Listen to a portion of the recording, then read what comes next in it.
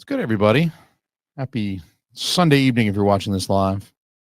Whenever else, you're watching this. If you're watching this on Patreon, welcome, one and all, live viewers and patrons to the Movie Mass. We are tonight going to be viewing together with my live commentary the cult classic film from 1986, Back to School. There's a year, probably about 1990 or so, where if you were born before that year, you're very familiar with this film, thanks to all of the airplay that it received on Comedy Central in the late 90s and early 2000s. This was one that feels like every single week they were playing Back to School, like turn on Comedy Central randomly on a Saturday afternoon just for some background noise, and there was Rodney Dangerfield, there was Thornton Mellon doing his thing. And if you were born much after 1990, then probably you weren't watching Comedy Central in 1997 or 1999 or 2001. So you might be completely unfamiliar with this film if you're, I don't know, in your 20s, especially if you're in your younger 20s. But you're in for a real treat if this is your first time watching the film. Might I suggest go watch the film before you watch this commentary, because I'm going to talk through the whole thing and spoil it. But chances are good you're familiar with this film, and you've had your chance. It's been out since 1986. You've had your chance. I don't feel bad about spoiling this film whatsoever as we talk about it. Of course, you know, great 80s film, movie that came out. Rodney Dangerfield was already a name when this film came out. And you know, I thought about doing this commentary as a shit show, but I wound up doing it as a movie mass because it's just such a really well-loved, beloved film.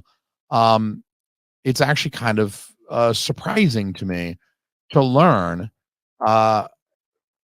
it really did pretty well in terms of reviews. Like, it did well in the box office. I think it was number 2 in 86. I think it was behind only oh god, what comedy was it behind? There was one movie, Crocodile Dundee. I think it was behind Crocodile Dundee in terms of revenue. So this is actually a pretty well loved film. It did very well financially. The critics have it rated at 87% on Rotten Tomatoes. So that gives you a little bit of context. Siskel and Ebert reviewed this film back in 1986 on their program, and they both had really glowing and loving things to say about it. And I think you'll find that I have loving and glowing things to say about it. Now, this is a kind of a rare film that it made money during its time. It was well reviewed, and yet it is completely out of print. So you cannot go into a Target and pick up a Blu-ray of Back to School. You can't order it. You can order it from Amazon, but you have to buy it from a marketplace seller, someone selling it secondhand. You have to go on eBay to find a copy. Now, thankfully, when they produced the recent Blu-ray, I say recent, but I think it was like 10 years ago, when they put out the Blu-ray, it was like sometime between like 2013 and 2016, they put out the Blu-ray of Back to School. When they released that, they printed enough copies of it that if you go online and look for it, you'll find copies for $20, $22, not unreasonably priced. It might be used, which, you know, $22 for a used Blu-ray in today's day and age seems a little steep, but it's not a bad idea. I want to encourage you, if you're hearing these words, I want to encourage you to go out and try to secure a copy, because it's out of print. There's no knowing of when it might come back in print. And you'll want to snag a copy of it now when you can get it for $22. Don't wait 5, 6, 7 years and then want to try to snag a copy and it's $75 for used Blu-rays. And unconscionable. I mean, it happens, unfortunately.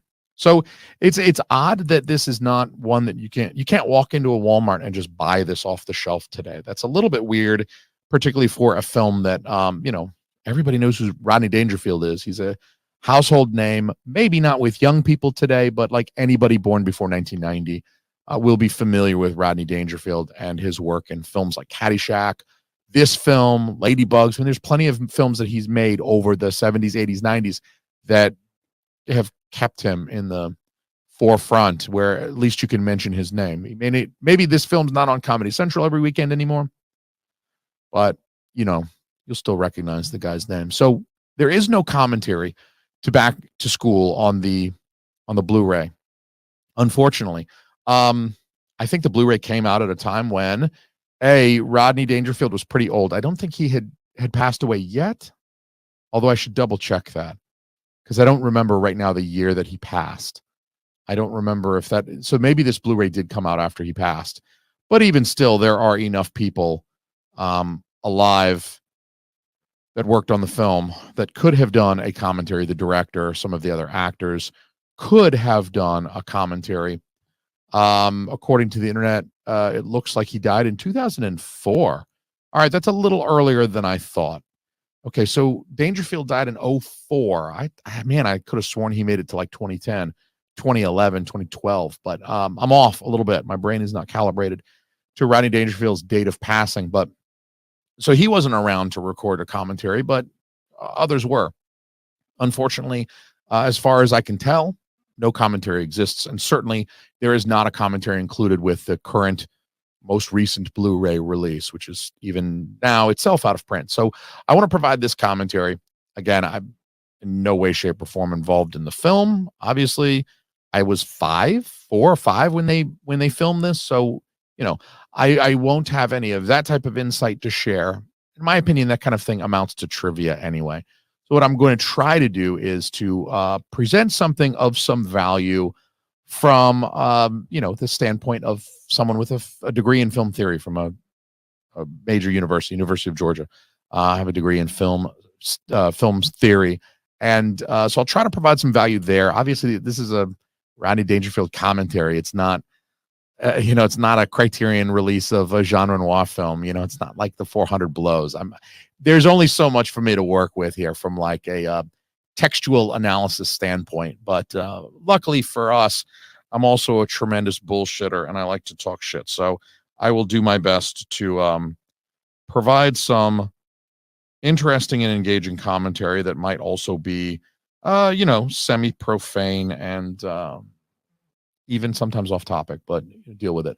So we're going to check out Back to School. Might as well get it cracking right now. If you're listening to an audio release of this, because it's entirely likely that I might drop the audio from this onto a RSS feed, and you'll be hearing this but not seeing any accompanying video.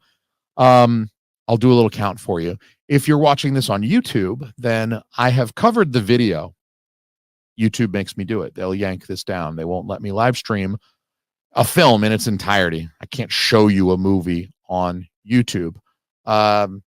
So I'm covering it up so that YouTube will allow me to like run this commentary live. But if you would like to watch this movie uncovered with nothing over the film, then you can subscribe to my Patreon, where I upload these without any type of cover, and we just watch the movie together. The movie is uncovered. For Tree Fitty a month, I think it's a pretty solid value proposal that you can watch this without anything covering the video there, and it's worth it. So head on over to patreon.com/teamalmy. The link is in the notes below, as well as the channel. So I'm going to go ahead and pop this up on screen. If you're watching along at home with your Blu-ray, because you're listening to this on an RSS feed, there's no video, then please be advised we're starting from 0.0.0. I'm going to press play in 3, 2, 1, and play. So I guess I pressed it at 4. Hey, that lion, the MGM screen with the lion growling, should be a great way to sync yourself up if you are watching this on an RSS. If you're watching this with your Blu-ray at home and you're just listening to my voice, you're not watching the video on my Patreon, which you should be doing, but if you're not, you can sync this up using that nice little lion growl. start the film in a very classy way, right? Like it's a nice record. Speaking of records, like I got the record for Back to Future. Back to School. Got the Back to School record. I don't. It's got a bitchin' soundtrack. I'll point that out when the music plays. But so this is clearly a flashback that we're seeing here. We're hearing this old music. So in 1940, we're going to meet Thornton Mellon's character as a young boy, 10, 12 years old is how old he looks. It's never stated how old he is, but he appears to be, pre-adolescent, but not by too much. He's on the verge of his adolescence. I want to say somewhere between 10 and 12 right there. So, we can extrapolate Thornton Mellon's age, the age of the character. In 1940, Rodney Dangerfield himself turned 19. He's about twice the age of this kid here in 1940. So they're aging the Thornton Mellon character down. And here we get a kind of an important scene between him and his father. How are you going to go to college with marks like these? His father disapproves of his grades and clearly expects Thornton Mellon's character to go to college because, like all parents, he wants a better life for his kid. They make it very obvious in the beginning scene. This is actually a very important scene of the film. It's shot in black and white, and you get the intertitle saying 1940, so it's the past. Does a little Rodney Dangerfield, pulls the collar thing there. He's doing a little Rodney Dangerfield impression. But the idea is that we have this father-son relationship. It's going to be reflected in the future in 1986 with Thornton and his son. Now, the father loves him. I mean, instead of beating him, he hugs him. The guy, he just showed you a poor report card. And the father's disappointed in Thornton, but he's not pulling off his belt to beat the shit out of him.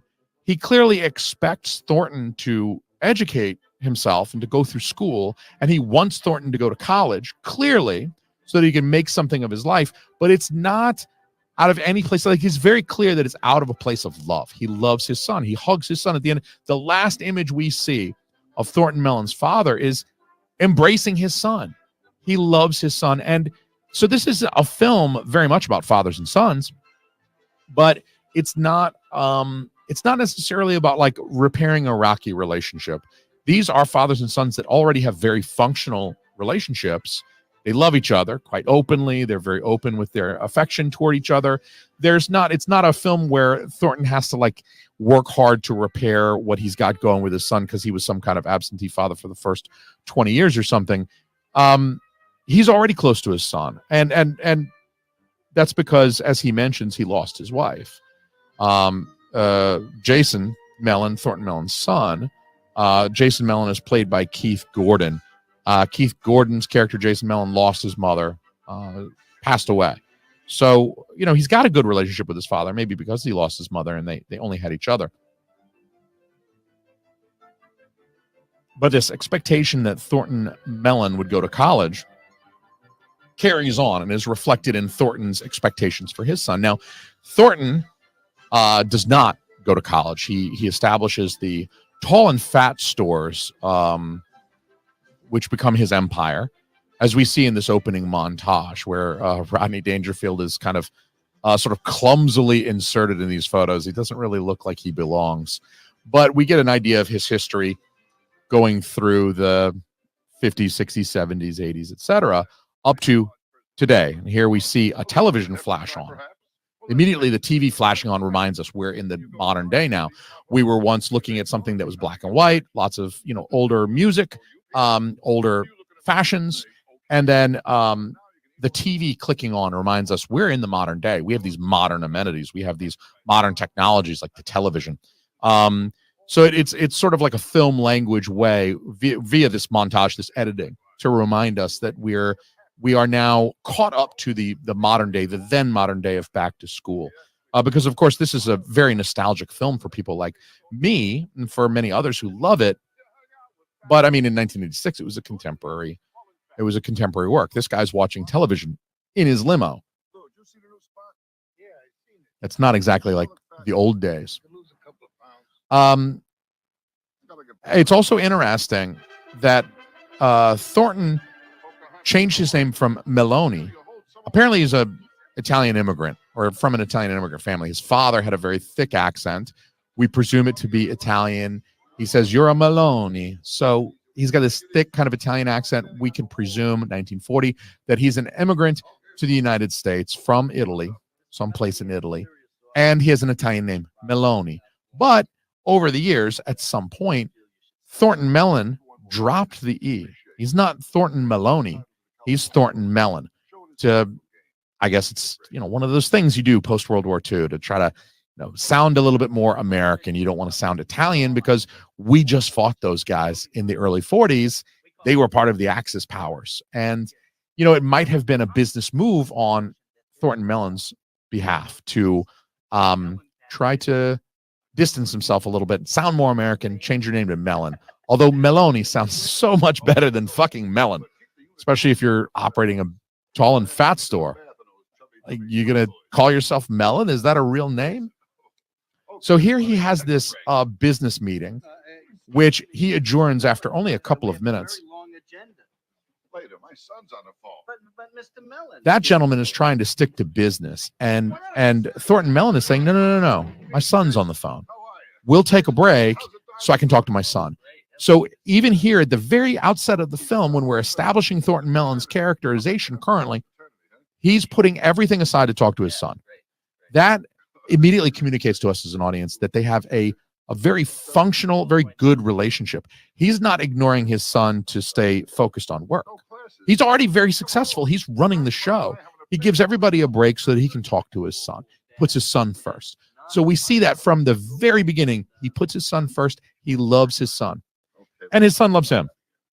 We hear that here. I'll tell you what, I'll come up there to see you. When they end this phone call, they end it very jovially. I mean, he's lying to his father right now. Jason's lying to Thornton right now about his position in a frat and his position on the dive team. But they love each other. Okay, Jason. Take care of yourself. I love you. I love you too. All right. So Jason's not even embarrassed to tell his father that he loves him when he's surrounded there by other athletes, other jocks. That's Chaz, played by William Zabka, who was 20 years old when he filmed this, about 20 years old when he filmed this. So he was like actually the right age for a college student. And he was kind of in his prime, like 80s athletic jock, bad guy sort of stereotype here. And I think he tried to get away from it after this film. But you do love your father, and you're secure in that relationship if you're willing to end a phone call saying, "I love you, Dad. I'll see you later." And here's this jock standing judgmentally, listening to the tail end of your phone conversation. He's not changing the way he communicates with his father to impress anybody around him, even people who are kind of socially above him in this instance. And that really speaks to the solidarity of their relationship, that it's very mutual. They love each other. They put each other first in a lot of ways. Maybe not always. He lies to, Jason lies to Thornton. He lies to his father. And then, of course, the father, he cuts corners and manipulates, as we'll see later in the film. But again, it's always from a place of love. Jason doesn't lie to his father out of malice to try to get money from him or something like that. He just doesn't want to let his father down. And of course, Thornton wants to give everything he can. He's got considerable resources, as we're learning in the outset of this film. He's become rich off his tall and fat empire. And he wants to give everything to Jason. So of course, if he spends money cutting corners, he's going to try to give those resources over to Jason. And here we get the idea that, Thornton Mellon is in a relationship he's not very happy with. He relates better to the staff than to the rich people that surround him, which speaks to the fact that he's this self-made millionaire, right? He was poor in 1940. He was the son of a tailor, and he turned that into an empire. He's made himself very wealthy some 56 years later, but he still has that kind of working class, blue collar attitude and ethic that allows him to really, it prevents him from working in this, like working out well in this high society. But it also helps him to get along with people like Ramon, who's serving the drinks, and he's not serving cervezas. She said no cerveza, so he's got to go into his kitchen and get his own beer. Meanwhile, catches his wife cheating on him. He already knew. But again, they're looking at this Klimt painting. Your wife was just showing us her Klimt. You too, huh? If you've been to college, you understand who Gustav Klimt is, probably. You know, he's just not educated enough to understand who Klimt is. He's not part of this high society, and he shows us that here. You know, that he doesn't understand they're talking about the painting.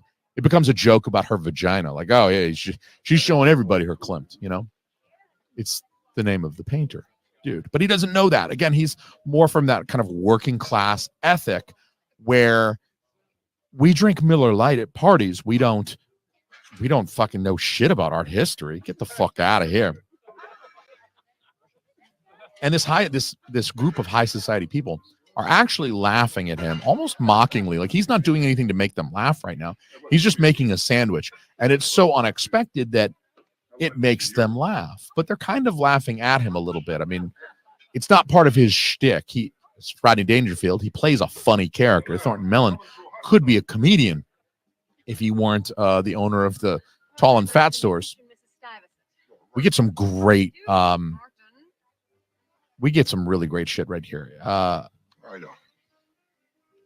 We get some really great fat shaming in the first half hour of this movie based on his business.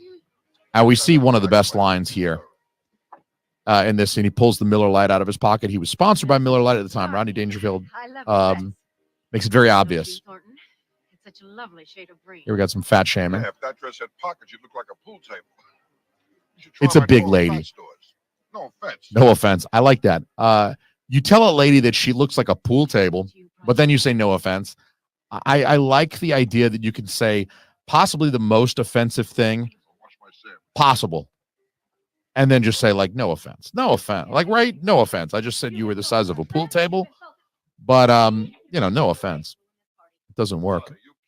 She's offended. Come in for free food, free booze, and to suck up to you for donations. He's a little offended here. He that line there communicates that he's a little resentful of this high society people. Like he's a guy who built his own fortune from the ground up, and he considers all of these high society people, even though they might be as rich as he is, to be kind of leeches. They're not like he is. He's got a lower class brain and a high class bank account. The idea is that he doesn't know who Gustav Klimt is, and he doesn't want to stand around in hallways appreciating paintings. He wants to party, and we're going to see that. I mean, we're going to see later in this film what he likes to do when he throws a party. It's bands, it's booze, it's music, it's the college type of, you know, stereotypical college party. So he breaks up with his wife. It wasn't going to last. She's a high society kind of socialite, and he's a lower class kind of working guy who's built a fortune and doesn't want to feel taken advantage of. And I don't really blame him. Here we get this is the title track, just one of the best tracks in this whole fucking movie. There's a little montage as they travel to the college. They mentioned that the college is 300 miles from where Thornton lives, which is probably a New York suburb. The Mellon building seemed to be in New York. There's no reason to think it wasn't in New York, since the beginning of the film took place in New York. It makes sense that his empire would be based out of New York. So we can assume that this college is somewhere, Buffalo, Rochester area. It's toward the Great Lakes. This is Great Lake University. So it doesn't make a lot of sense for this not to be somewhat near Great Lakes. But if this were in Wisconsin or Michigan, it would be far more than 300 miles. So I think we can assume that he's, somewhere in the outskirts of Buffalo or Rochester in this fictional college. It doesn't really exist. And several other colleges stood in for this one. Like, I think University of Madison stood in for some of the shots, as well as University of California, or maybe UCLA. There were a couple of California college is going to stand in for it a little bit, because that's where the film production was based out of. So they've traveled the 300 miles to go visit his son. What he hopes to accomplish, I don't know. I think he just wants to see his kid, because he just broke up with his wife, and his wife just didn't have the same values as he did. She's cheating on him, and there's no indication that he ever did likewise. So despite being like a lower class or from a lower class, more humble, I keep saying low class, but I mean humble. There we get our obligatory R rating right there. That's another reason I can't show this shit on YouTube. I got to cover this up because there's our R rating right there. We got a titty shot. And there we get an example of kind of where his money gets him. This is an early example of, you know, he probably should have been arrested for breaking into a sorority house. I know, you know, he rang the doorbell and he asked, is there anybody home? But even still, probably shouldn't go wandering around and then into the showers on an assumption alone. But because he's rich, people are more likely to say, well, look, it's an honest mistake. Like, we're not going to book you because it's an honest mistake. I can't believe Robert Downey Jr. was in this movie. So it's Robert Downey Jr. He was also about 20 or 21 during filming. So like Zabka, he was actually the right age for like a college sophomore when this was filmed. But it's just weird. I think sometimes you go back and you watch an old 80s movie and you don't really expect him to show up. And then you're like, oh, yeah, fuck. Robert Downey Jr. is in this movie. Like, it's one of those things where I'll start watching this movie. Oh, yeah, he's in this. And it's kind of funny because, you know, you forget with, you know, the type of success that he's had over recent decades, Iron Man, a whole bunch of other stuff, Tropic Thunder. I mean, you forget that in the mid 80s, he was just this bit guy. Like in 1985, the year before this film came out, he went uncredited in a tiny role in Girls Just Want to Have Fun. In the same year, 1985, he had a small role in Weird Science, but who remembers Weird Science as like an RDJ movie? It's a small role. And so like Back to School is actually kind of a step up for him. And you can see this as a stepping stone in his career where he's going from like uncredited roles the year before, barely having dialogue, to now he's a supporting character. He didn't really have much of an arc in this film. He has a function. He's just kind of like the oddball. Like, it's one of those 80s things where, like, you know, the character, the son, Jason Mellon, you know, he's again kind of one of the two main characters. He shares a lot of the spotlight with Thornton, with Rodney Dangerfield, but he's got to be a little bit more of a straight guy, right? He can't be such an oddball because he's one of the main characters, and we want a broad audience to identify with him. But the side character, like his buddy, can be an oddball, total goofball. And you get that a lot of 80s movies. That was a trope in some of these 80s films, that like the friend, at least here it's like a roommate. It's not even like we're really friends. We just kind of got like stuck together and you know, we've bonded because we don't really know anybody else. But here he's telling Thornton that he plans to drop out.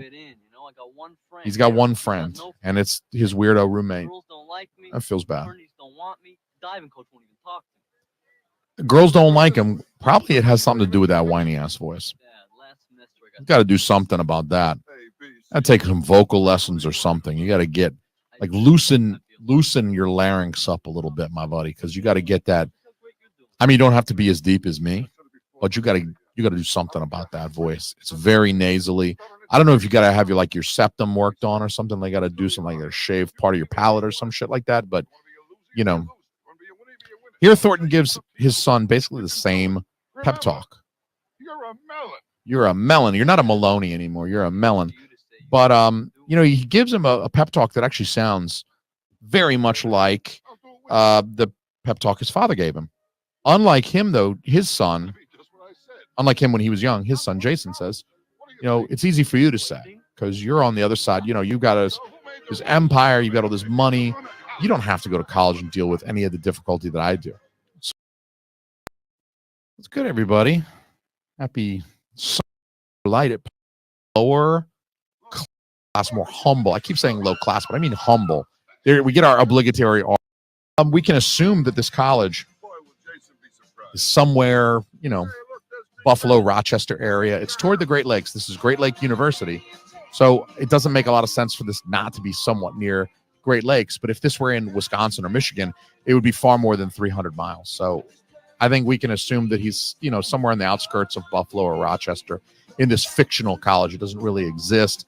And several other colleges stood in for this one. Like, I think University of Madison stood in for some of the shots, as well as University of California or maybe UCLA.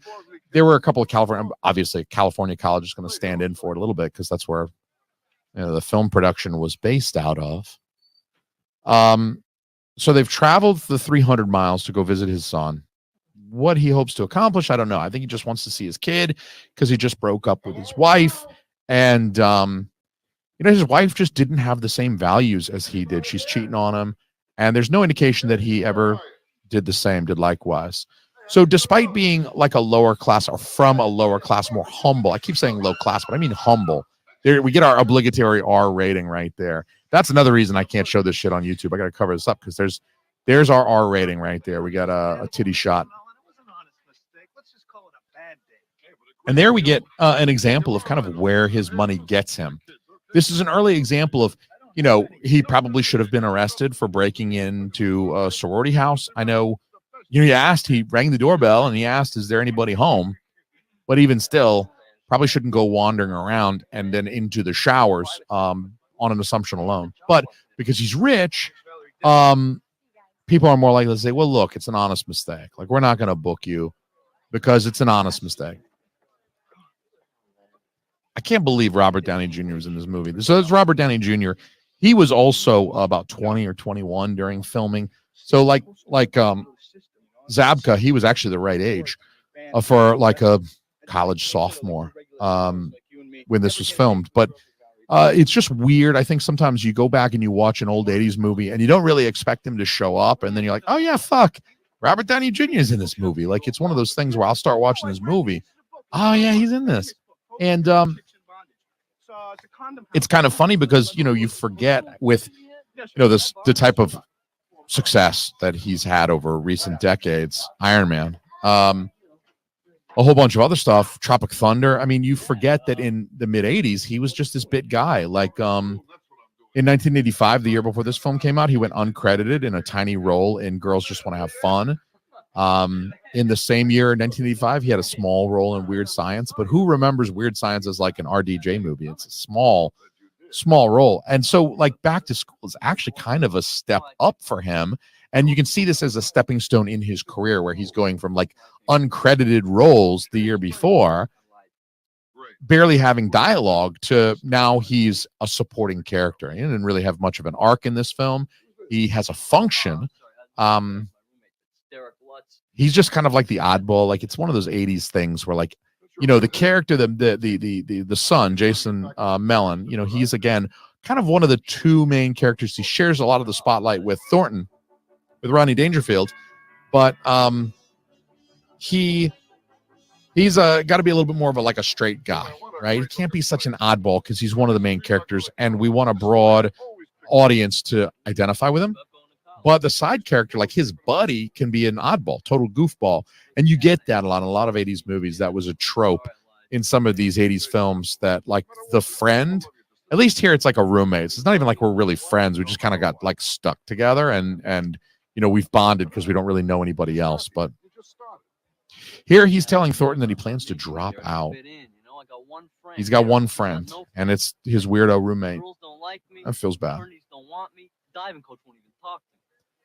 Girls don't like him. Probably it has something to do with that whiny ass voice.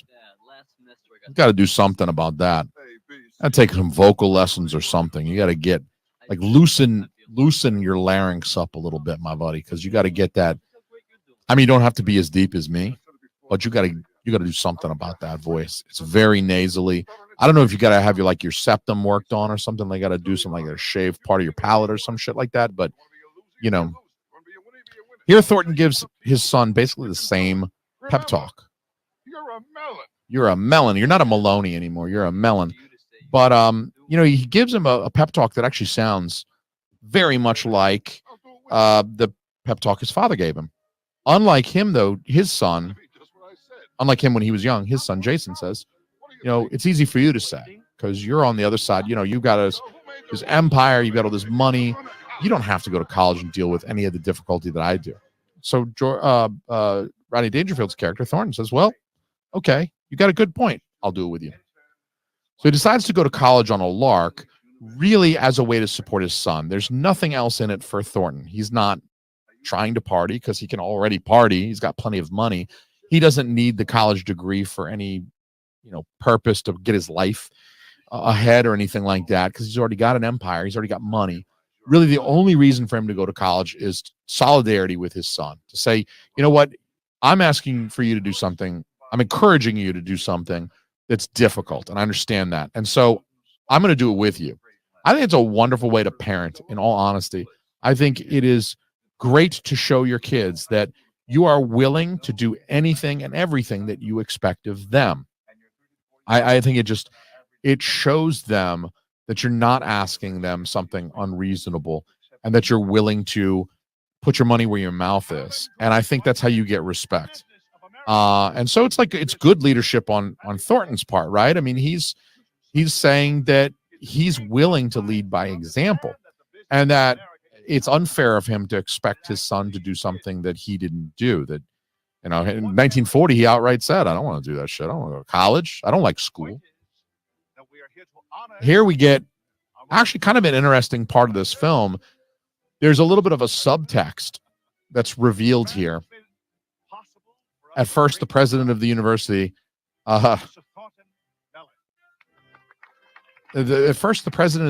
there, doesn't want to let him in.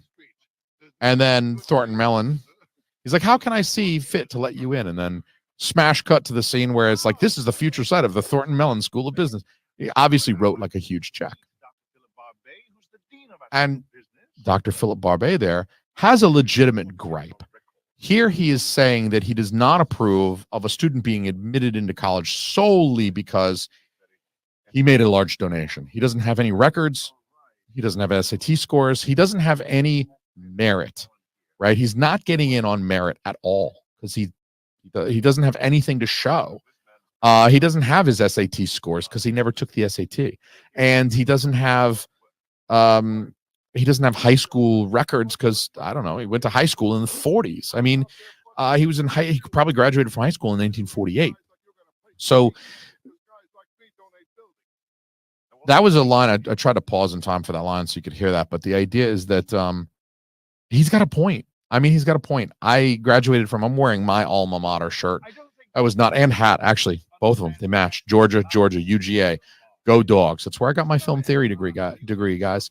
I did that on purpose because I'm watching Back to School. And I myself am currently a student. I'm not at UGA anymore. I'm at University of New Hampshire. But I kind of feel like I'm right there with this old fuck, because everybody looks at me like I'm so old.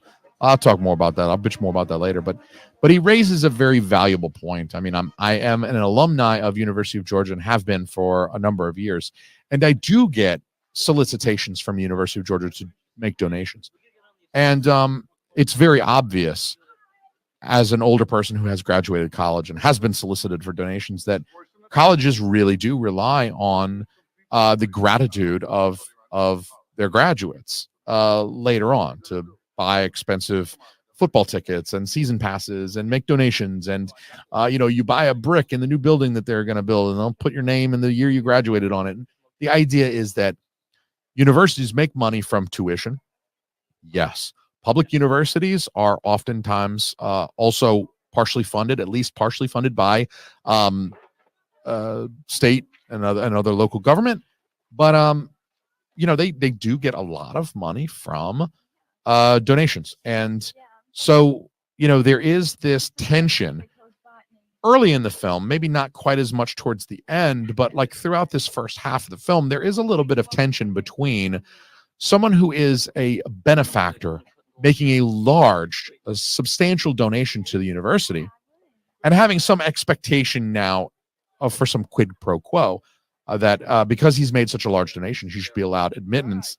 He still has to do the work. It's not an honorary degree, although there's a lot of colleges that do give out honorary degrees to famous people. Bill Cosby, of all people, Bill Cosby had at one time one or more honorary degree. I think they've been stripped in recent years because people didn't want to be associated with that guy anymore after they found out that he was raping people since the 70s or earlier.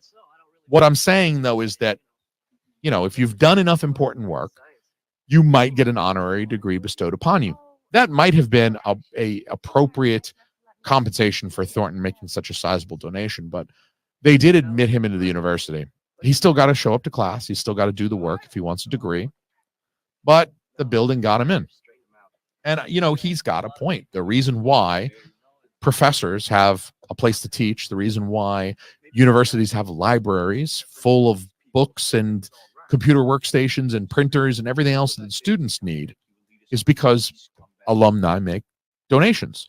And a lot of alumni make small donations, and some alumni make very, very large donations if they can. And I think that those donations benefit the students. As I said, the library at the University of New Hampshire is a great, I go in there at least once a week, and I use their online resources even more than that. The university, the donations that resulted in a library or a school of business in this film are going to benefit the students. So what Thornton Mellon did, he did it for his own reasons. But what he did is going to have immediate downstream effects that are going to benefit the student body for years to come. So there is sort of the negative view that he just bought his way into college. And that's kind of what he did, right? In a very literal, just like one sentence on paper, Thornton Mellon bought his way into this university. On the other hand, Thornton Mellon made a sizable charitable donation that is going to benefit. Like, that didn't go into the president's pocket. He didn't buy the president a new car or pay off the president's house. He specifically donated the money to the university for the construction of a building. That building is going to have brand new everything. And so that's going to benefit the students of the business school. How is it not? How could it not? So I think it depends on how cynical you want to be about Thornton Mellon using his money to get what he wants. That is Mr. Thornton Mellon, the world's oldest living freshman and the walking epitome of the decline of modern education. The stupid clod thinks he can buy his way out of the gutter. They said that about me when I was a freshman here at University of New Hampshire, because I started over again. The world's oldest living freshman. I need to clip that line and play that in my other podcast, Shit Happens When You Party Naked, because that is true.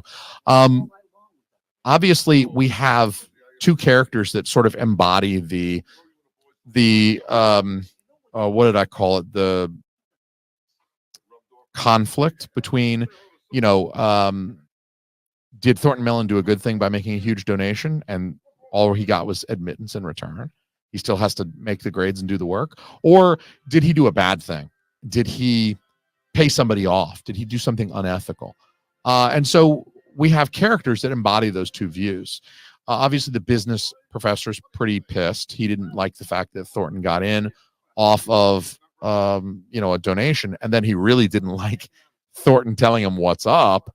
He views himself as above. He has this classist, and he has a British accent. They cast a British actor. So it makes sense that they would cast this British guy to play this very classist, elitist professor. He even said, the stupid clod thinks he can buy his way out of the gutter. So he views Thornton Mellon as beneath him, despite the fact that Thornton Mellon is way richer than he is. He's got far more money, but he's one of these snooty, hoity-toity types that says, well, I'm a professor emeritus with all these credentials, and even if I've got less money than you, I earn this. I was born into this educated class, where Thornton Mellon clearly was not born into any kind of situation of education, but he's made himself into this thing. And so we do have this kind of conflict between this classism, this nouveau riche. In fact, the Chaz character played by William Zabko does call Jason Mellon and Thornton, the Mellon family, nouveau riche, towards the end of the film. And his girlfriend at the moment, who we've just barely met, that's Dr. Diane Turner, played by the late great Sally Kellerman, R.I.P. Sally Kellerman passed away February of 2022, so pretty recently. But Sally Kellerman is a little bit more of she's a literature professor, and she's more of like this free-spirited kind of. She views Thornton in a more positive light. She views him as a guy who's, maybe he doesn't have the best methods, but he does have the best intentions. And so she tends to judge him on his intentions and what he's trying to do. She recognizes that he's made the decision to go back to school, and that it can't be easy for a guy his age. Or something else you can roll over every couple of months. Thank you, Mr. Mellon. In this scene, as well as a few others, the writers show us that Thornton Mellon has a pretty good degree of business acumen. He didn't go to school for it, but he does have like business smarts. He talks about how to make your investments, financially profitable. Why build when you can lease and then take the rest of that money that you would have spent on a down payment and put it in some other asset. Like what, for instance? Talk some real world stuff right here. You're going to have to grease the local politicians for the sudden zoning problems that always come up. Then there's the kickbacks to the carpenters. And if you plan on using any cement in this building, I'm sure the teams would like to have a little chat with you, and that'll cost you. Oh, and don't forget a little something for the building inspectors. Then there's a long-term cost, such as waste disposal. I don't know if you're familiar with who runs that business, but I assure you it's not the Boy Scouts. That'll be quite So that's a little reference to all of the sort of real world practical considerations for a business owner that he has to deal with. Of course, the professor's offended that Mellon would suggest that, you might have to deal with some mafia type guys if you're dealing with sanitation and stuff like that. I mean, look, we've seen Sopranos. We all know. You're going to have to deal with a guy who reports to Tony Soprano. That was a great line too. And where are we going to build our factory? How about Fantasyland? Excellent line. But he's really trying to show that in addition to being funny and very witty and sharp tongue, he does have a business acumen. So it makes sense that he's been able to build his empire, but it also means that he's bringing something to the classes, some knowledge, maybe he developed it in the real world, but he does have this business acumen. And I think it's important to the filmmakers that we understand that Thornton is actually, he didn't just inherit money from his dad. We know that. So obviously he has made himself rich because he does have a good head on his shoulders. It's not out of nepotism. But we have this classist, elitist professor, and we have the free-spirited professor. And these are the two people that Thornton, in addition to his son, are going to interact with most here in college, that are going to challenge Thornton's worldview and his way of doing things, his way of doing business. And here we get a really wonderful cameo from Sam Kinison. My wife and I recently watched this movie, I don't know, a couple weeks ago, and I asked her if she recognized this gentleman. She was like, no, maybe. But it's something that would be a throwaway cameo, where they lean into his comedic persona here. They're not writing a little bit of a character. He's a history professor, but he acts like Sam Kinison, right? He sort of goes off on this. It's leaning on his popular shtick, or his shtick that was popular at the time. R.I.P. Sam Kinison. I think he passed away in 92, something like that. 90, 92, early 90s. I know he passed in the that wreck. Of course, he goes kind of nuts here. Pussies. I love the way he says pussies. And then he's just yelling at this girl. He's going to meet a kindred spirit here in Thornton Mellon. I'm not a fighter. I'm a lover. So, Thornton Mellon is going to prove that he's got another facet here too. He's got some business acumen that he's built over the decades. He's also got a very quick wit and a sharp tongue. But there's like a little something like you can kind of set him off here a little bit. And the professor does here.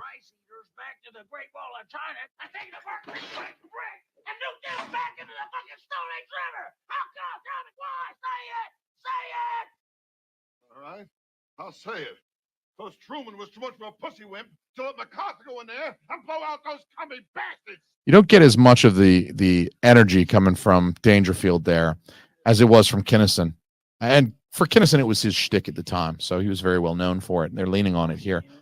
But he manages to impress the crazy professor with his own sort of passion. When he gets kind of riled up, the professor meets a kindred spirit in Dangerfield. So, it's an interesting film about how, Thornton Mellon's character manages to interact with the students, but to a greater degree, the professors, the people who are a little bit closer to his age.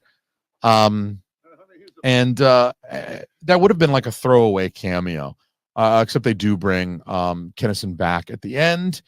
We'll see Kinison's character, the history professor, one more time. And again, it's a part that probably could have been trimmed, but we leave him in because, you know, it's 86 and he's popular at the time and he's got a shtick at the time. And so it's, I don't know, it's like a selling point for the film. And here we get to here's where we really meet the character of Dr. Diane Turner.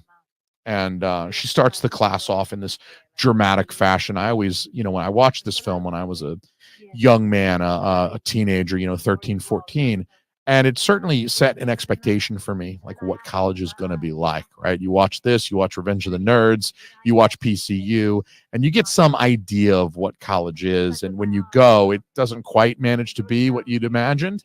The shenanigans are not nearly as like visceral and savage as they are in these films. And so, you know, it's never quite what you want it to be. It's always a tiny bit of a letdown in that regard, you know.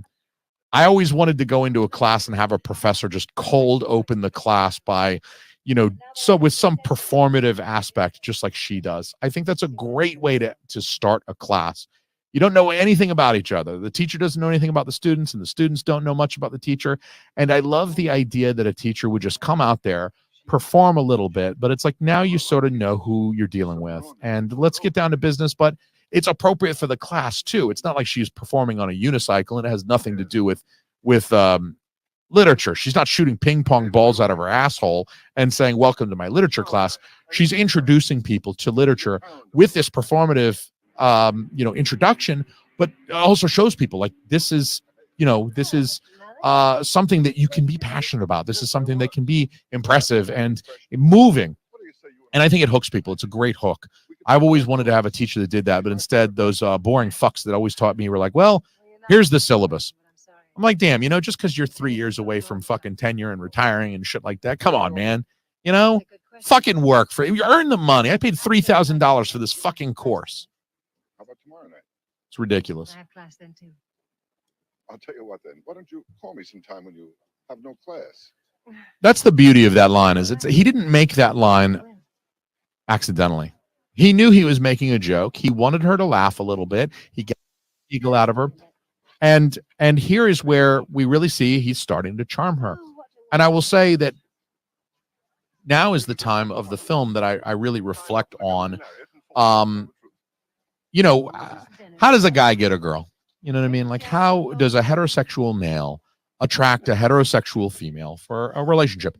And obviously, something like good looks and a chiseled, sculpted Grecian body out of the realm of possibility for Rodney Dangerfield at this point in his life. He's playing Thornton Mellon as a mid to late 50s character. He's really 65 at the time of this filming.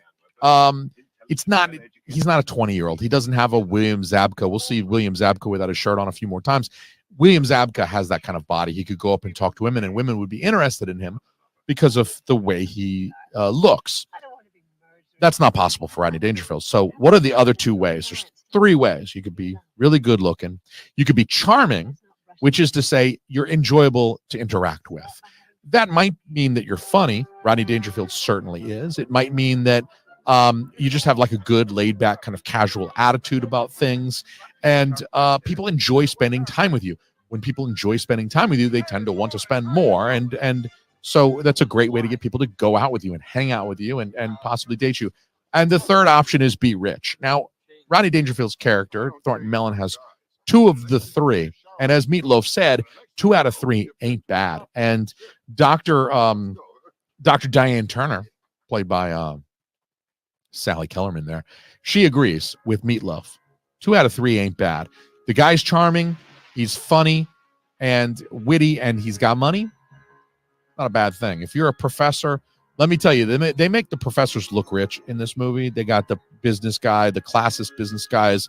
He's an elitist, and he's driving an elitist car, right? It's like, I don't even think the steering wheel is on the right side. I think it's actually like a British import vehicle that he probably drives illegally or whatever, but fuck it. We see here that his son deserves to be on the diving team. He's not for some reason, but he just did a beautiful dive. But we learned that I think Dr. Diane Turner character is, she is interested in Thornton Mellon. Again, she has a positive view of him. She took a positive view of his character from the outset, from the very first scene that she was in.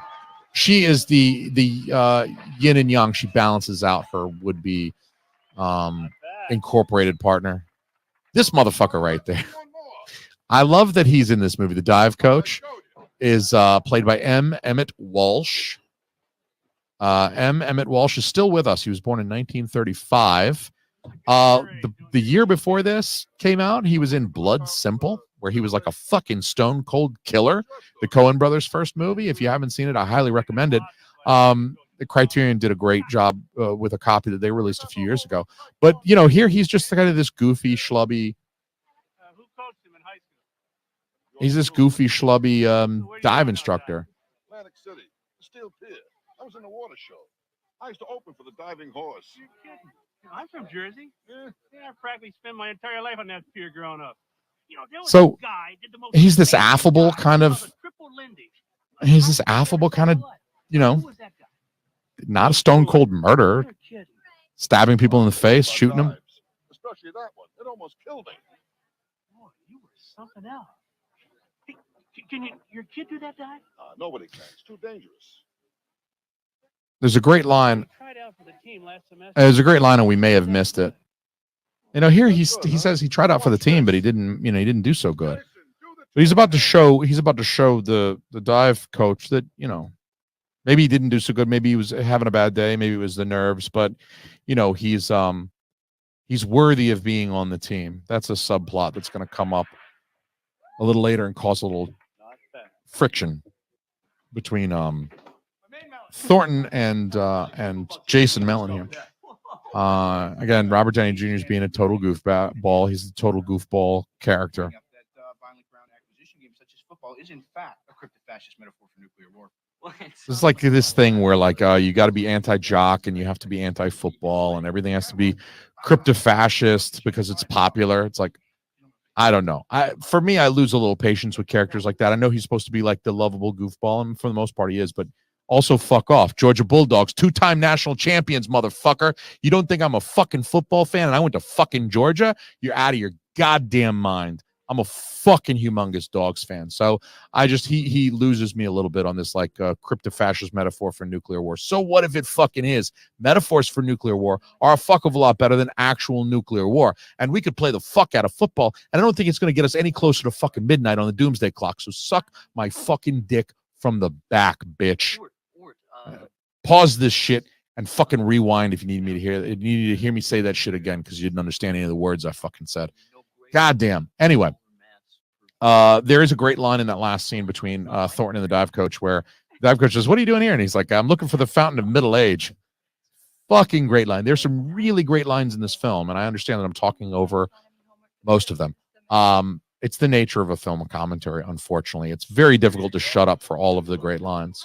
But they did such a good job writing this film for Dangerfield. Say, how about joining me and my friend over there? I'm possibly letting him ad-lib a little bit. Lou's an animal. Why, in his family, he's only the second generation that's standing up straight. That's a great fucking line. So again, like he uses his charm. He's not their age. He's like entirely too old. And he's not good looking. Again, any conventional standpoint that people would agree. But he still gets the girls to go over to the table and eat because he's or hang out and drink a few beers with him because he's funny and he's charming. And his bodyguard there is Lou. It's Burt Young doing his like at this point it was his Burt Young thing. Like he'd already been in the Rocky films and you know he's just kind of doing his Burt Young thing. I think he found a very good niche and like he's working it. Unlike William Zabka, who did not want to get typecast as the jock, the bully jock, bad guy, I think Burt Young was like, yeah, okay, fucking stereotype me as the fucking really super quiet but kind of surly wop from New York who is very questionable morally. I'm good with that. I don't have many lines. You don't got to pay me much, but hey, I'm eating free at the craft services table and I'm making a living. So I think he was very comfortable with that. And I enjoy the character. Although, you know, he's apparently, took me a few viewings of this film before I realized it, but he's like forming a relationship with the young girl sitting next to him. You know, she kind of looked at him in the last scene and like smiled at him. He's old enough to be her father at least. he's got to be, 50s, mid 50s, late 50s. His character, the actor himself, is probably old enough to be her grandfather if she's drinking. So let's say she's at least 21, 22, 23. Maybe she's a grad student. But, she's there and she's like, hey, I like older dudes. I like dudes who are like almost triple my age, but definitely double, 2.5 times my age. And it's hard to notice because all she really does in this scene is like look at him and kind of smile. But like at the end of the movie, they're like fucking. She comes back and they're holding hands. I'll point it out. Hopefully at the end. Maybe there was a scene cut. I don't know. They thought it was like too creepy to have him like overtly fucking with a girl that's like his kid's age, because Lou's character does mention having a son that he put through college. So like his kid is already mid-20s at least. And it's weird that he would be dating someone who's like potentially younger than his kid. So possibly they cut it, but at the end of the movie, like they're totally holding hands. And it's like you met this girl in a bar like 3 weeks earlier. It's very wild, but there is that like little subtext here, and you won't notice it the first time you watch this film. And now the girls are gone. And Lou's just sitting there by himself, but they'll come back again at the end of the movie, like I said. Here we get the first kind of glimpse that Rodney Dangerfield's priorities is more about partying than school, and it's going to take some conditioning for him to get back into the routine of school comes first, and then partying and massages and all this luxury that he leads in his life has to come second. And we get the idea that like he flaked on his son. He was supposed to study. He doesn't really want to study. Studying is not his thing. It never was. So he goes and parties instead. He gets drunk and he does a terrible fucking version of Twist and Shout, which is also on the soundtrack. Rodney Dangerfield singing Twist and Shout is on this fucking soundtrack. I promise you. And I'll even attach it for the patrons. I'll attach it, the soundtrack files to the Patreon post, because I love you guys. But it's terrible. It's terrible. It's awful. He does a version of Twist and Shout. It's like in the studio. It's not like a live performance, like cut from the film. It's like literally went into a studio and performed his terror. It's god awful. But the rest of this soundtrack album is great. I promise. So here's, this is Lou. He gets to be silent, crush a napkin thing. I don't find that intimidating. It's not like he crushed it flat. I mean, he dented it a little bit with his thumb. But you get this idea that like this, the Lou character, like he gives Rodney Dangerfield massages. He drives him around. He's sort of like a valet assistant, but then also kind of like a bodyguard here too, because if anybody wants to get physical with Rodney Dangerfield's character, he'll fuck him up.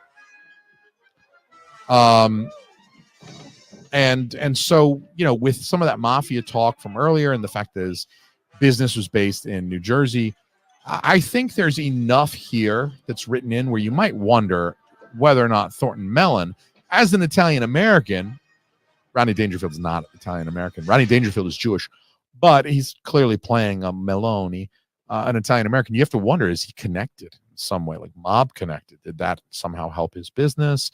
Was he able to become successful because he had these mob connections that he could utilize?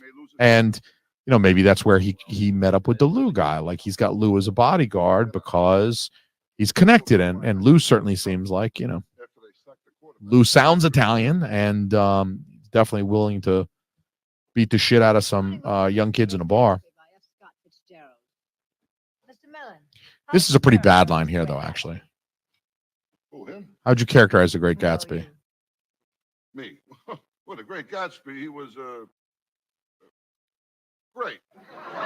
Everybody laughs, but I actually don't think that one was very funny at all. I feel like that was very low-hanging fruit, but also it shows us that Thornton Mellon is not familiarizing himself with the course materials, because the teacher clearly expected him to know enough about The Great Gatsby to say a little bit about him, but he wasn't able to do so. Oh, he's great.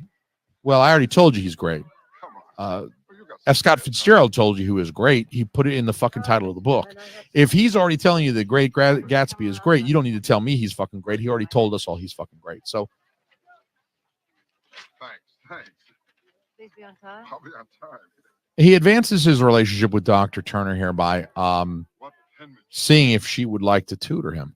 And she agrees. And I don't think in the real life that she really would do that, because it's not really ethical to tutor one of your students and like make that available to one student, but not all of them, simply because he has the resources to pay for it. I think a teacher would be willing to point you in the direction of tutoring services. And I think that there are most campuses will have some kind of resource for tutoring, which might be a paid resource, but even still, at least it's like perfectly ethical. And you're not getting something extra from the instructor that the other students in the class are not getting, because that's like an ethics thing. Although she's about to make so many fucking ethical breaches that she doesn't give a shit. You have to presume that she either doesn't really give a shit about ethics, that ethics were not very well observed in 1986. Either of those are possible, or both. She either doesn't give a shit, or they weren't, ethics weren't as big of a deal. They were. I mean, we're going to learn academic honesty is still a huge thing. Academic ethics is still tremendous, even in 1986. It wasn't that far in the past that people thought they were allowed to fuck their students. So it was bad back then. It's bad today.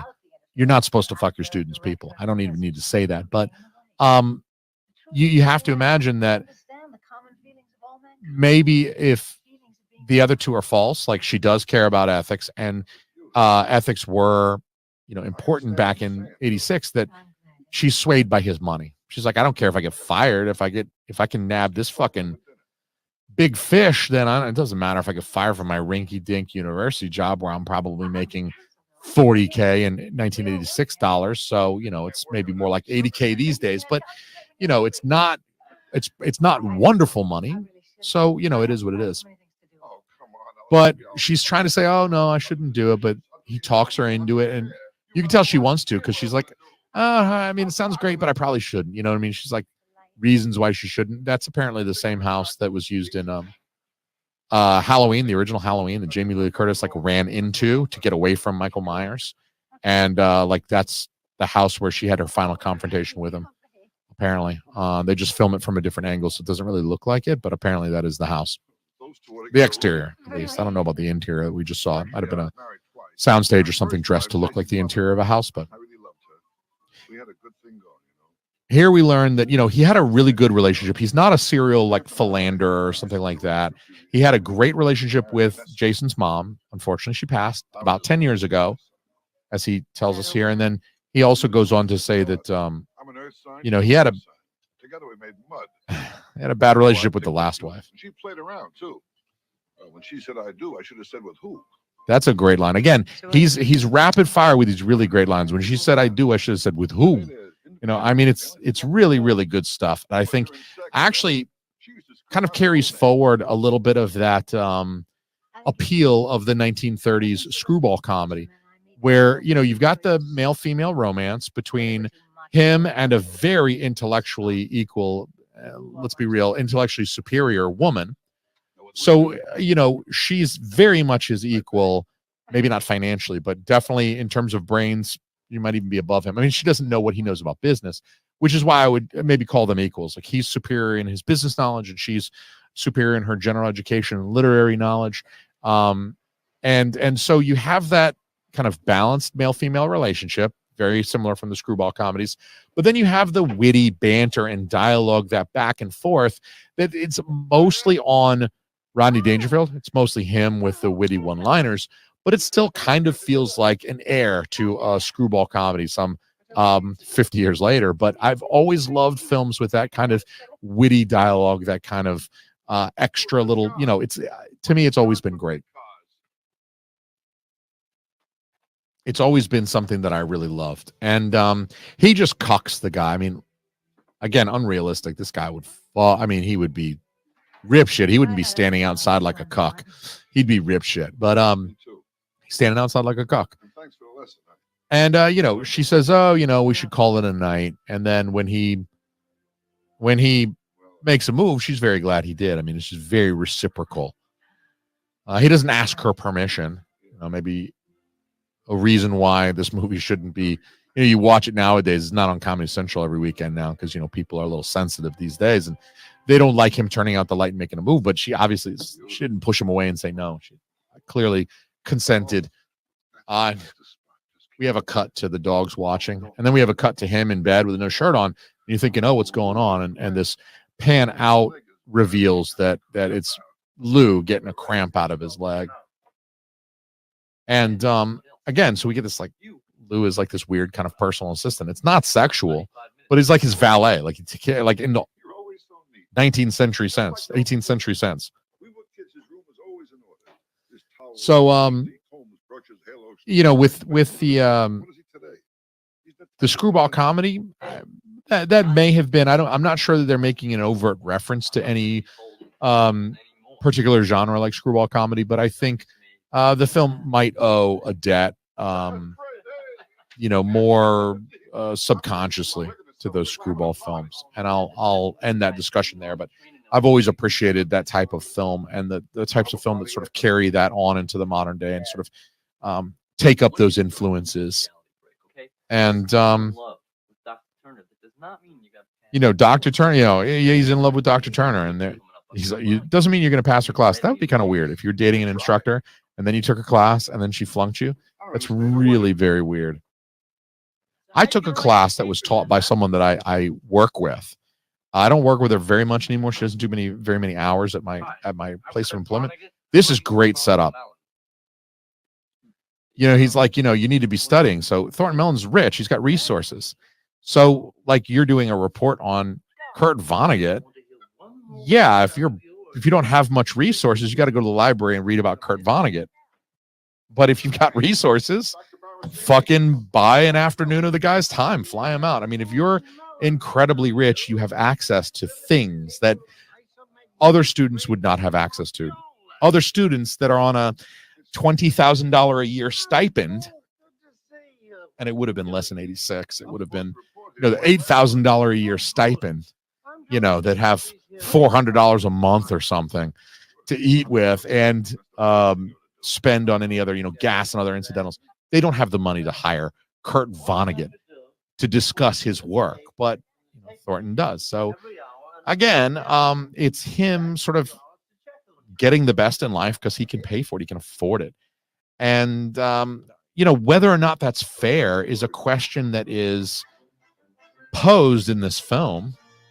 I mean, particularly with the question of, was it fair for them to admit him to the school because he made a sizable donation? With obvious characters, some saying yes and others saying no. Here we get this theme continuing, is that the chimpanzee paid him off. The chimpanzee took a resource that the chimpanzee values, a banana, and instead of eating it himself, he took it over and he gives it to Thornton Mellon. Now, he doesn't understand that Thornton has no fucking use for a banana, but the monkey is attempting to bribe him, and it works. In this next scene, guess what? He's letting the monkeys watch wrestling, and he ordered them pizza. Thornton doesn't give a fuck about the banana, but he understood the gesture. Oh, this chimpanzee wants something. He just gave me something of value. So the quid pro quo thing is even continuing here in a visual gag like that. Otherwise, that scene's throwaway. Like, it doesn't matter. Like, yeah, he's volunteering to help run this lab that's training chimpanzees to read. And he winds up showing them wrestling and feeding them pizza. It's sort of an example of his propensity to corruption. Let's have some fun, watch some wrestling and eat pizza. Like, I don't want to do this work. It's him kind of shying away from the hard work of things and wanting to like just cut loose and party. It's an example of him not maybe taking the work quite so seriously and simply pursuing hedonism and just not really valuing this type of education either. But it also is this example of this kind of quid pro quo mentality that he clearly has like fully accepted. So Thornton is, again, he's using his resources. He sent a stenographer in to take notes for him instead of going to class. He's got the stenographer taking notes. And I love that his son, Jason, is sitting next to the stenographer, as if he knows her. And then he's just laughing his tits off. Like he cannot hold his shit together when the professor realizes that his father sent a stenographer in to take notes. And that's like, I don't know, it's such a small detail, but it really makes the film for me. And you could tell me something like, oh, well, they actually had to use this take and the actor couldn't keep it together and he wasn't supposed to be laughing. he was supposed to be very deadpan and concerned about his father in that scene. But we had to use the scene where the actor who played Jason, Keith Gordon, was just fucking up and blah, blah, blah. Great. But I feel like they didn't. I feel like they wanted his character to be laughing, like it's funny that the professor's getting punked. But here in this very next scene, we're going to see that his son is concerned about the ethics of completing your own work.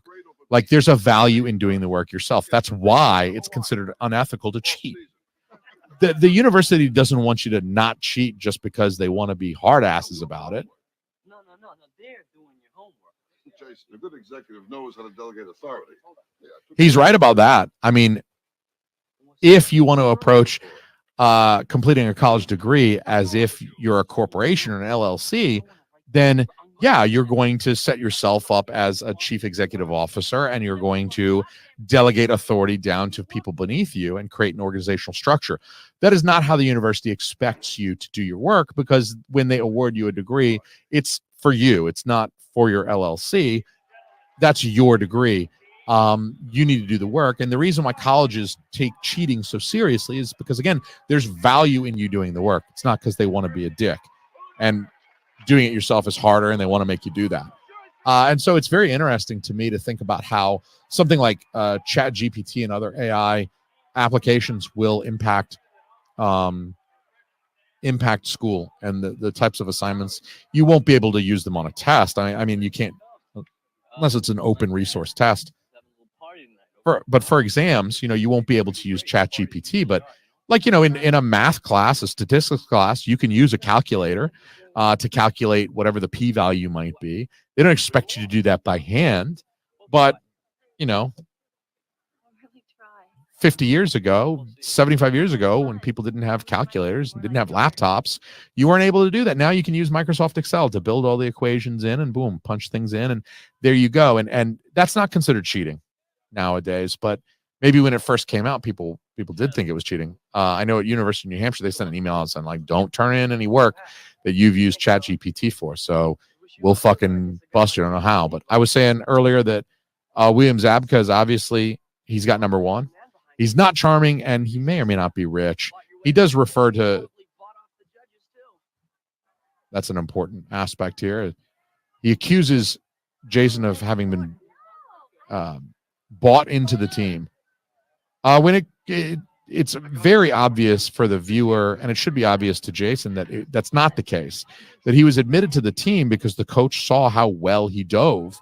Even if he didn't do so well in tryouts, subsequently the coach witnessed his diving skill and admitted him to the team. He made it in on his own merit. But because he's got this insecurity about his father doing, using his money to get what he wants, using his money to get into college, using his money to delegate his homework and going to class and taking notes, etc., he's concerned now that maybe his father is overusing his resources. And it's an understandable concern, the way that they've constructed this narrative. But on the other hand, I mean, it should be obvious to him, he did the dives. He knew that the dive instructor, the dive coach was down there watching him do the dives. So it shouldn't be a surprise that he made it in to the dive team on his own merit. And you could be worried about your father paying people off, but in this case, it's probably not part of it, although he does now become highly insecure that the coach was paid off by Thornton Mellon, and that is about to affect his dive. There's really no reason for him to think that again, or there's very little reason for him to think that. I mean, he knows his own merit as a diver, and he knows that he dove well earlier in the film, in that earlier scene, and he knows that the dive coach saw it. So there's really no reason for him to think that his father paid, but it's enough to just drive this little bit of a wedge, creates a little bit of this kind of third act conflict that we're going to see here. He wants to impress this girl. There, look at that album. See that album? You saw the clouds and the blue sky, and there was that rainbow. That is the album. That is the record that came in this. It looks exactly like that. This song, Everybody's Crazy, is also on the album, and it's a fucking great song. So I'll put that up there for you patrons. So if you're not a patron yet, fucking go do it so that you can get some free music in addition to watching this without any kind of covering. at your leisure on my Patreon. So there's a party in the dorms that they're saying this is another one of those things where, watching this now, it seems so silly that Thornton would get away with throwing this humongous party at this dorm that he personally renovated. Because it's the dorms. You're not allowed to throw like loud ragers. Like you can have a few people in your room, but you're not allowed to throw these like loud ragers with like live bands. But you watch this at 13, you're like, oh, I guess if you're rich, this is what college is like. And so Danny Elfman, Oingo Boingo make their cameo appearance here, and they're also on the soundtrack. This song is on the soundtrack. So, all of the music used in this movie does appear on the soundtrack, which is great. This is the silliest way to try to cheer someone up. It's the most juvenile way to cheer somebody up. And so, Jason Mellon's doing his Stevie Wonder thing. Wearing sunglasses indoors was like a uniquely 80s thing. I'm not sure you could pay Robert Downey Jr. enough money these days to fucking do that on film. To get down on the ground and just pretend he's getting fucking railed. It's the dumbest fucking thing, but it's like completely throwaway. But look, that's commitment to trying to cheer your friend up. If your friend is having a rough time and you are not willing to throw yourself on the ground prostrate and pretend like you are getting gang fucked, then you can't call yourself a true friend. You are not a true friend if you're not willing to pantomime a gang fucking to cheer your friend up. That's friendship, and I want to be friends with that kind of person. Now, Jason's still butthurt about his father paying off the judge and shit like that. He didn't, but he's still butthurt like he did, and he storms out of the party. He's about to act like a jackass. And we get this kind of third act. Everybody's down and out. I like this guy too. The whole world is there. It's the best thing that's ever happened to me in my whole life. That guy's got to play it up. This one party is the best thing that's ever happened in my whole life.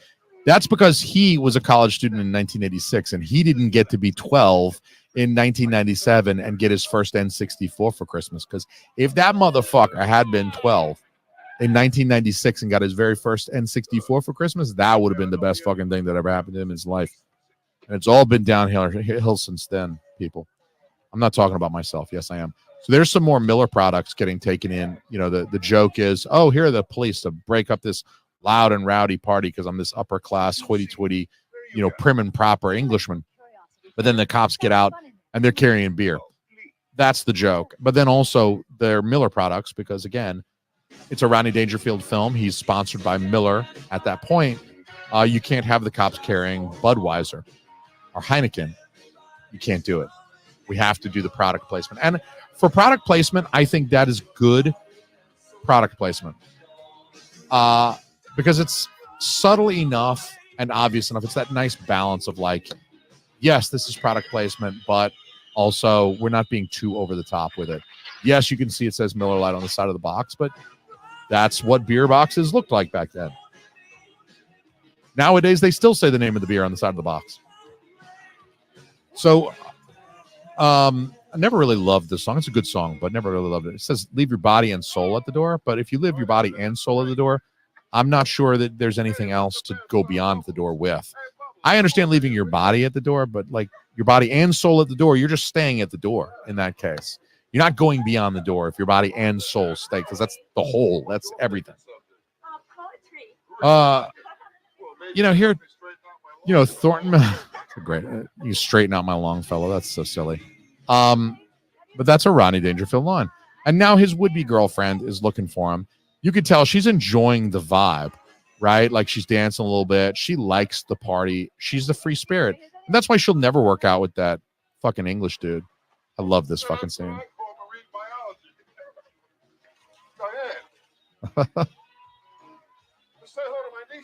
Say hello to my nieces. That is a fucking excellent line. Now she's pissed off, I guess, because he's in the hot tub with four girls. They're wearing all of their clothing. No one was like, they weren't. She didn't catch him in the middle of intercourse. She caught him behaving inappropriately in a hot tub. If he were married at the time, that's a highly inappropriate way to behave. But He's not married. He's just starting to date her. And she was on a date with another guy. He invited her to the party. She declined because she had a date with the stuck-up Englishman. And you're going to get mad at him for hanging out with some other girls while you're on a date with another dude? That, to me, is like the height of hypocrisy. You can't, if I invite you somewhere on a date and you say no because you got a date with someone else and you tell me I'm going on a date with this other dude, I'm doing whatever the fuck I want at that party. And if you show up, don't get fucking pissy with me because you want a fucking date with someone else, all right? So if I'm fucking snorkeling and looking at butts underneath the hot tub, which you wouldn't be able to see shit. I don't know if, like, hot tub water is not exactly clear. There's fucking bubbles going everywhere. You can't get a clear image of anything. Hey, come here. Where you going? So, Jason made an ass of himself. They're both kind of, this is like good third act stuff here where they're both down and out. Like, Thornton is on the rocks with the girl. He was doing so good with her, but she just busted him with his nieces in the hot tub. And, Jason, his girl was going on a date with the William Zabka character. That created some conflict between him and Chaz, along with all the shit Chaz has been giving him up to this point. He punches Chaz drunkenly in front of, like, his girl that he likes, and now she probably thinks he's a clod. They're both at this low point. This is great for getting into the final leg of the film. From this very kind of low point, this is where they're gonna surpass and beat all of these challenges. And it's, do something for myself. I just want to see you happy, that's all. Well, take a good look. Because I was a lot happier when I was miserable. I think that's an important line, is that, Thornton kind of smothers him a little bit. Thornton obviously gets most of the attention and does stuff for him that he doesn't ask for. And he says, I just want you to be happy. I just wanted to do something for you to make you happy. And Why'd you fail me? it's the irony, I didn't thought being a parent. Here's a payoff of the Kurt Vonnegut joke. No, I can accept the fact that you're completely regressed emotionally, but you're not going to pass my course by turning in someone else's work. What do you think? Someone else wrote this? Look, all I know is that you didn't, and that's what disappoints me. Tell you something else, whoever did write it doesn't know the first thing about Kurt Vonnegut. Which is a funny thing to say because, as we saw earlier, Kurt Vonnegut helped fucking write the thing, right? That's actually one of the better jokes that they set up, because, like, this professor thinks she knows so much about Kurt Vonnegut because she studied him her whole life, that when she's contradicted by Vonnegut himself, she simply concludes that the author knows nothing about Kurt Vonnegut. And that's very, to me, that's like, it's funny, yes, but it's also like very interesting thing to think about. It's like, we have all of this scholarship about different authors. There's books written every year about William Shakespeare as a playwright. And, there are professors who have taught and studied William Shakespeare for their entire careers, for decades. And they know so much about Shakespeare. But, the idea that all of their base of knowledge is this house of cards that, Shakespeare, if he were alive today, or if someone were able to summon him somehow via seance, that you could get this firsthand account from the man himself, and it would invalidate all of this learning that you've done. It's good, maybe it's proper method, but it's still incorrect conclusions. And were William Shakespeare to come around and correct you on your interpretation of Hamlet, you'd be like, well, fuck that, he doesn't know shit about Shakespeare. I'm sorry, motherfucker, he is Shakespeare. So that Kurt Vonnegut thing is like almost like a multi-layered joke, where it's kind of funny that she doesn't know that it was actually Kurt Vonnegut that he paid to do the fucking work. But then on the other hand, it's also like she thinks she knows Kurt Vonnegut, but clearly she doesn't know Kurt Vonnegut the way she thinks she does, because she thinks Kurt Vonnegut doesn't know the first thing about Kurt Vonnegut. But I assure you, Kurt Vonnegut knows the first thing about Kurt Vonnegut, because he is fucking Kurt Vonnegut. So interesting. I also like the Kurt Vonnegut thing. It's interesting because Keith Gordon, the actor who plays Jason Mellon, went on to actually have a pretty good career directing. I made several films, directed several films in the 90s and early 2000s, one of which was a film in 1996. I think he directed a film called Mother Night, which is an adaptation of Vonnegut's 1961 novel of the same name. And he also paired up again with Robert Downey Jr., RDJ, for The Singing Detective, because Keith Gordon directed The Singing Detective in 2003. So it's kind of interesting that, like, you got Vonnegut in this film, you got RDJ in this film, and then he ends up working with them again in the future in another capacity. And it's kind of fascinating that it's maybe small world, like Hollywood's just small world. But maybe you'd like to think they kept in touch somehow and jumped at an opportunity to work together again. So there, Lou actually has he intercedes on behalf of Dangerfield's sake, and you get a feeling like he really does value his friendship with Rodney Dangerfield. Like, he's not just this guy's assistant. Like, he was truly looking out for Dangerfield, for Thornton Mellon, from a place of true, like, brotherly affection. Like, I'm looking out for this guy because he keeps me employed, but also because I love the guy, And so, he has this heart to heart. One of my sons I put through college, the other I put through a wall. And I'm tough, but I'm also nice. He's scary. But that's where he reveals he's got a son who graduated college. He put him through college, meaning he's done with college. He's graduated, came out the other side. And in a future scene, in a few minutes, we're going to see him holding hands with a fucking 22-year-old. Very weird, but whatever. I mean, she's an adult. She gets to choose.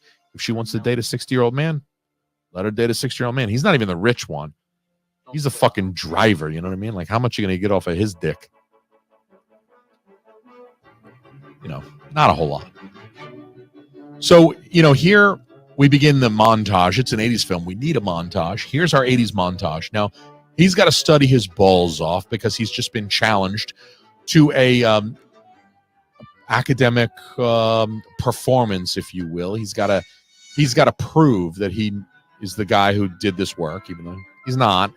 So he's playing catch up in this montage. He's going about his time, and everybody's helping him. All of these people that now are sort of in his life, that are around him, his son's friend, his valet and assistant.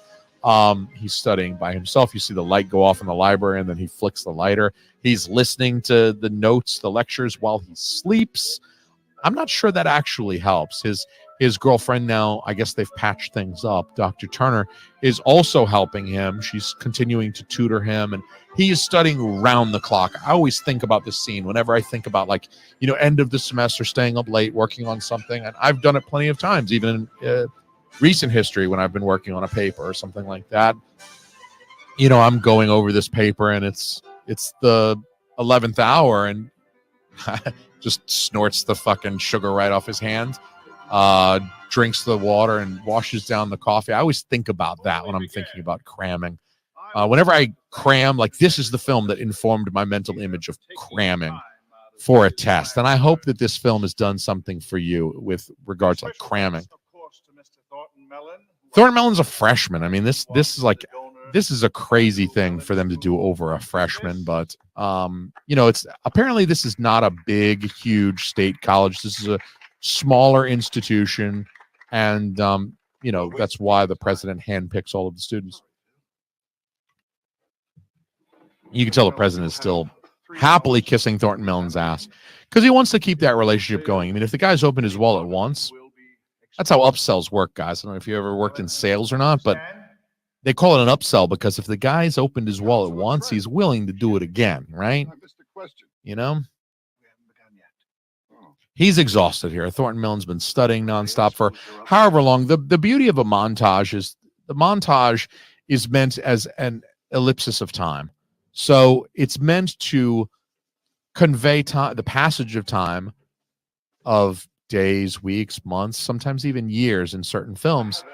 And it does that in a short scene, a few moments on screen, 30, 60 seconds, 2 minutes maybe on screen. And this montage can summarize essentially what could be days, weeks, years of a character's life. In this case, it was probably only about a week or 2 weeks that was elapsed there, condensed into that montage, because he was challenged by the guy, this professor here, this dickwad professor, the snooty, classist, elitist professor, probably racist too. Let's all let's all be real. If he's classist, he's probably very, very racist. At bare minimum, he does not like black people. I'm willing to bet money on that. I'm also willing to bet that he probably does not like women very much or view them as equals at the very minimum. And probably Hispanics as well. I doubt he likes Hispanics very much. Again, he's an elitist guy. He's going to look down on other human beings as if those other human beings are not as valuable as him. You know, translates immediately into racist. I bet he's a pretty big homophobe as well. We don't like that guy. So here we really get the impression, I haven't mentioned this yet, but this is the scene that really drives it home for me. This is where I noticed the first time how fucking short Jason Mellon is compared to this chick that he's wanting to date. I'm sorry, I don't remember the character's name. I knew it yesterday. But Denise, I think, is the character's name.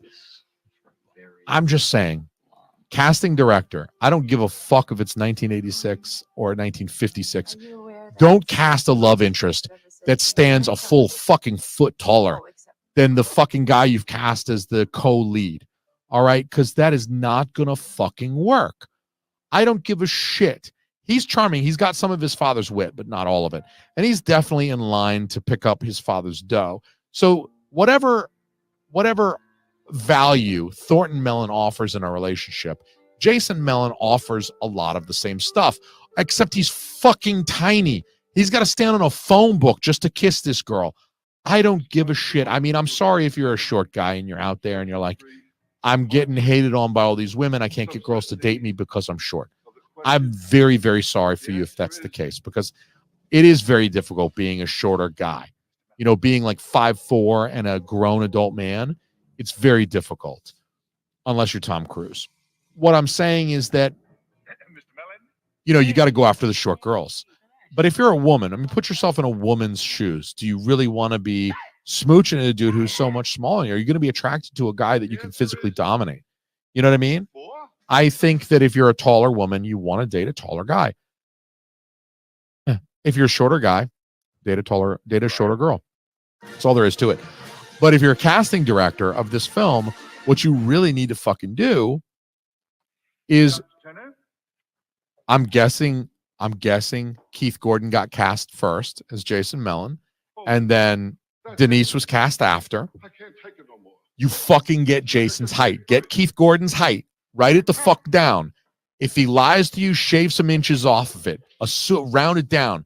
Then use that height when you're casting the female love interest. Don't fucking have her standing 8 inches taller than him, because of all of the shit in this movie that fucks my suspension of disbelief, it's that. It's not Oingo Boingo playing in a converted dorm. It's not the cops bringing beer instead of arresting everybody. It's not him paying his way into college, because I'm sure that happens every fucking day. It's the beautiful girl that's 8 inches taller than the fucking schlubby looking dude with a nasally voice falling in love with him and making out with him. It's like a little brother. Into that good night. So here, Thornton finds his confidence to get through the exam. I think he was worn out by answering the business instructor's questions. And honestly, once you're through with the business instructor, the business professor is the one who had the beef. Everybody else is very cool with Thornton Mellon here, and they're not looking to bust his fucking balls. The business professor is. If you pass his section, the guy who's got it out for you, you manage to pass his section, it's downhill for the rest of the way, because everybody else is just going to give you, they're going to have gimme questions. They're just easy for you. Like, this is a gimme question, because she says, do you remember this? And then what does it mean to you? She doesn't even ask him to recite this. He recites it because he can, and he's trying to swing his dick a little bit here. She didn't ask him to recite it. She asked him if he remembered it. Rage against the dying of the light. And then she asked, what does it mean to you? It means I don't take shit from no one. And he gives a non-answer. Like, he doesn't actually deconstruct what any of it means. He says, it means I don't take no shit from no one. And if that's your answer, at least tell me why that poem means I don't take any shit. Where do I connect? What verbiage of the poem, what imagery of the poem connects to me and says, I don't take no shit from no one? because that's what this poem is saying to me. At least connect your interpretation back to the work. But she gives it to him. She says, good. You don't take no shit from no one. And that is not an answer at all, but we're accepting it. That just goes to show you that he really didn't need that instant to find his. He already answered the one question in 27 parts, successfully from the business professor who had it out for him, who was really going to make him dot his I's and cross his T's and was not going to let him off on a technicality or anything like that. So, he's staying in school. He's determined to stay in school. I think for the first time, he's experienced that he can remember, and put to use some type of like scholastic book learning. Never really had much value to him before, but he's coming to understand the value of a formal collegiate education and what it might mean for somebody. And so here we're like fully buying into the college thing. That's the transformation of his character from somebody who's just kind of doing it because he wants to boost his son to somebody who's like, I'm really buying into this education thing, and it means something to me now. Zabka's still a bitch. Get this, towel boy. Towel No matter boy. what you think, you'll always be a crude, obnoxious, nouveau riche little flebe. And you're gonna. So, the nouveau riche thing never really made I hope so. 'Cause I happen to love the guy. never made a lot of sense to me either. Like, you're going to make fun of me for being rich recently? Like, I should have been rich 100 years ago? Or like, really, like if you're having to dig so far for an insult that you have to make fun of me for my dad not giving me all of my money. You're like, yeah, you might be a millionaire, but your daddy didn't give you that $10 million. And I have $10 million because my daddy gave it to me. And that makes me better than you. I never understood that logic for like nouveau riche. Like, yeah, it's the riche part that matters. And I think Kevin Spacey's character delivered that line in Midnight in the Garden of Good and Evil, a Clint Eastwood film. I don't like the movie so much. I mean, the movie's okay. But the book, Midnight in the Garden of Good and Evil, fucking amazing. Classic. Go out and read that book, please. But it's the riche part that counts. That's the part that matters. Who cares if it's nouveau? Who cares if I just got the $10 million yesterday? The thing that matters is that I got $10 million in my bank account. And really, the only thing that old money has on new money is the fact that old money had their money longer, right? If that's all you have to make fun of me for, you might as well call me a giraffe as an insult. I'm not insulted. Call me a giraffe. Call me a penguin. Call me anything you want. I mean, if it's not true, who gives a shit if you call me a giraffe? It's the same thing as calling me nouveau riche. Yeah, I'm fucking rich. Like, I'm fucking partying with Ungo Bungo in my dorm room.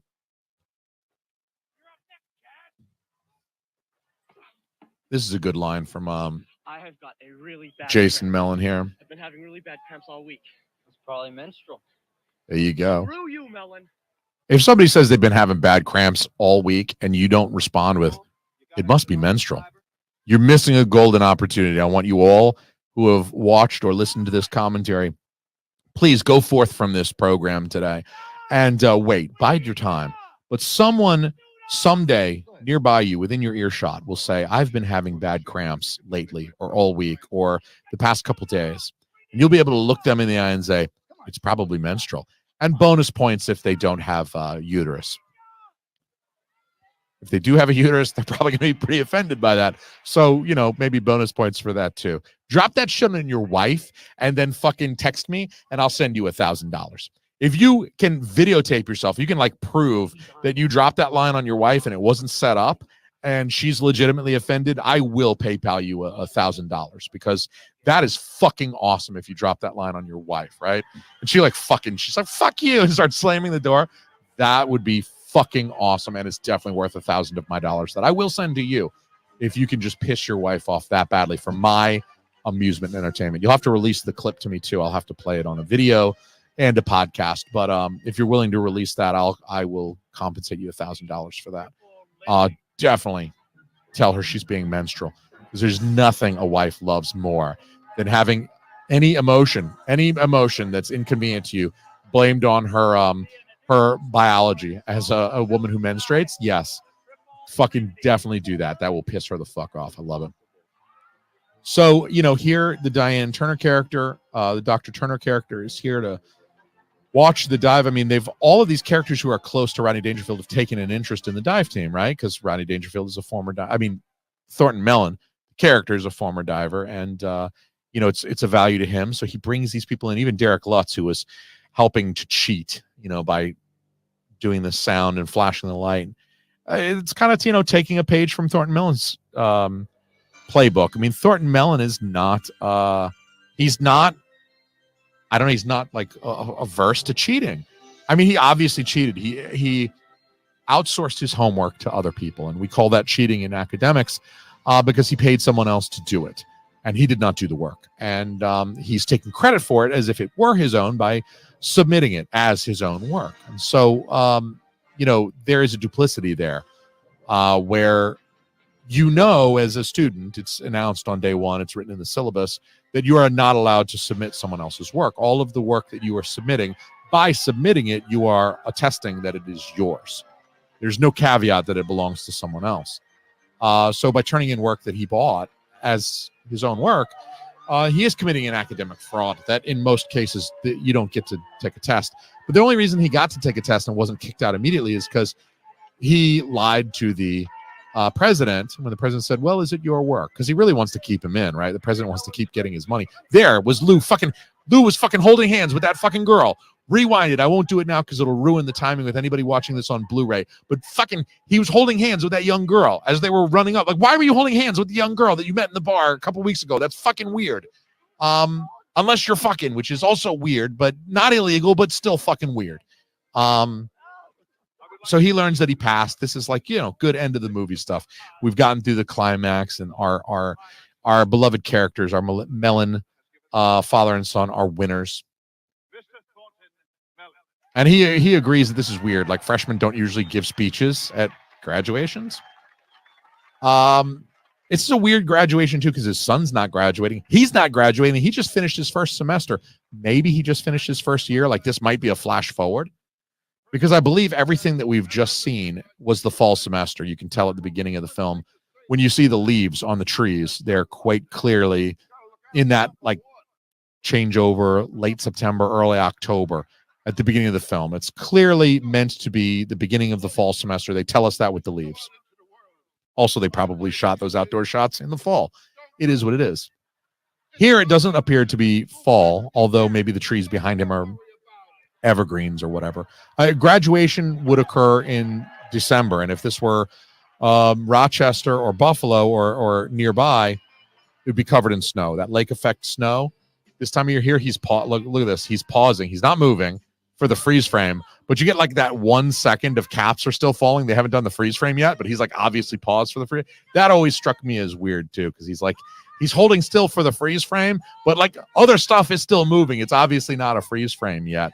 You could tell he's posing for a camera for a freeze frame. And that just always jars me a little bit. And it's probably because I'm like paying attention. So Aretha Franklin, Respect, is playing in a Rodney Dangerfield film where his line of his entire comedy career, if you could distill it down to one line, he gets no respect. I get no respect. So it's an interesting choice for music. And it is on this fucking soundtrack as well. The last track on side 2 of this soundtrack is Aretha Franklin, Respect. So, as I was saying a moment ago, it's reasonable to believe that this film, it begins between semesters before the fall semester starts, because we get that early scene where they're registering for class, as well as the dialogue at the very beginning of the film where Jason tells his father, well, we're between semesters right now. So the new term is going to start pretty soon.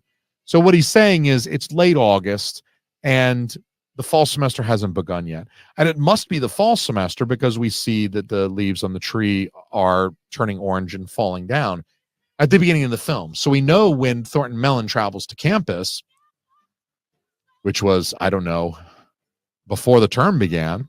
So the timeline's not quite matching up. And I know it's not something that I noticed the first several times I watched this film, but it's definitely something like a continuity error that sort of fucks with me a little bit now, because as I've mentioned in the past, I like watching films like when they take place. Like, it makes sense for Christmas and Halloween films. Like you watch Hocus Pocus on or very near Halloween.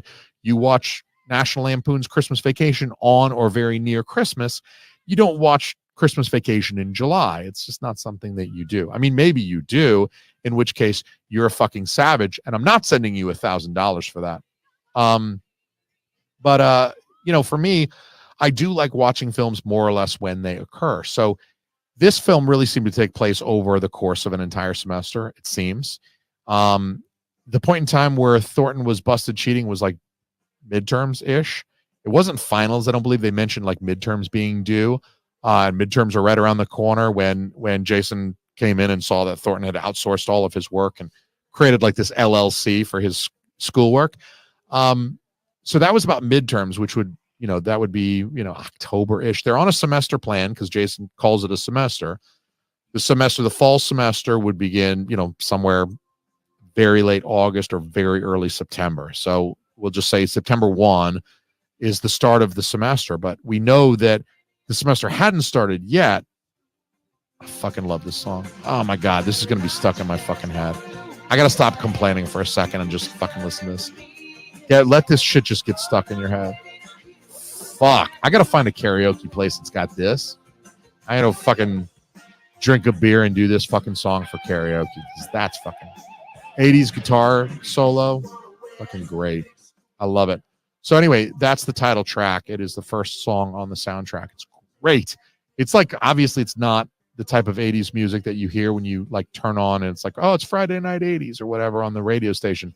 They're just going to play the biggest hits like Big Country and Take On Me and Girls Just Want to Have Fun and all that stuff. They're not going to Madonna, you know, Material Girl and shit like that. They're not going to play these like deeper cuts of the 80s. I always gravitate. I love these like deeper 80s cuts because to me it's like, yeah, the big hits are what we remember 40 years later. But when you were actually in it and living it, you were hearing the deeper cuts as well. They were playing in places and movies and stuff like movies like this. And so I love it. And we get the line again. Hopefully you guys watching on Blu-ray have been synced up with me the whole time. And that was it. That was the movie. Let's go back to this view. There we go. Myself smaller so you can't tell that I've only paid for the StreamYard where they give me 720p. I need to upgrade so I can get full 1080. I'm sorry, guys. More people join my Patreon and then I'll pay another $250 to StreamYard. That's $500 a year. I've already given them 250 of my dollars.